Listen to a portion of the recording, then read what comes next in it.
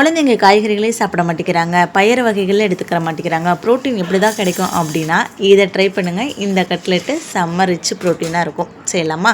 First நைட்டே வந்து red kidney beans வந்து ஊற வச்சுக்கோங்க. அதுக்கப்புறம் வெஜிடபிள்ஸ் உங்களுக்கு என்ன பிடிக்குமோ சேர்த்துக்கலாம். நான் கேரட், பீன்ஸ், பொட்டேட்டோ 3 சேர்த்துட்டு நல்லா வேக வச்சுட்டு அதை நல்லா ஸ்மாஷ் பண்ணி எடுத்துக்கிறேன். ரெட் கிட்னி பீன்ஸு நல்லா வேக வச்சு எடுத்தாச்சு. இது ஆறுனதுக்கு அப்புறமேட்டுக்கு ஒரு மிக்ஸி ஜாரில் பல்ஸ் பண்ணி எடுத்துக்கலாம். இதை நம்ம காய் கூட சேர்த்துட்டு 2 பெரிய வெங்காயம், கொஞ்சமாக கொத்தமல்லி தழை, காரத்துக்கு தகுந்த மாதிரி மிளகாய் தூள், கொஞ்சமாக உப்பு, பிரெட் க்ரம்ஸ் இல்லைன்னா கவலைப்பட வேணாம். ஒரு 4 பிரெட் ஸ்லைஸ் எடுத்து நல்லா இப்படி பிச்சு போட்டுட்டு நல்லா வந்து கிளறிட்டு உங்கள் குழந்தைங்களுக்கு பிடிச்ச ஷேப்பில் நல்லா தட்டி எடுத்துக்குங்க. ஒரு தோசை கல்லில் கொஞ்சமாக எண்ணெய் ஊற்றிட்டு நம்ம செஞ்சு வச்சுருக்க கட்லெட் எல்லாம் ஒன்றா வச்சுட்டு 2 பக்கம் ஃப்ரை பண்ணி எடுத்தோம் அப்படின்னா சூப்பர் ரிச்சான ப்ரோட்டீன் வந்து ரெடி ஆயிரும்.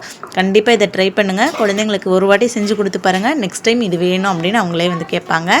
இது ஈவினிங் ஸ்நாக்ஸாகவும் பிள்ளைங்களுக்கு லஞ்ச் பாக்ஸ் கூட வச்சு விடலாம். செம்ம சூப்பராக இருக்கும். பிடிச்சா லைக் பண்ணி ஷேர் பண்ணி சப்ஸ்கிரைப் பண்ணுங்கள்.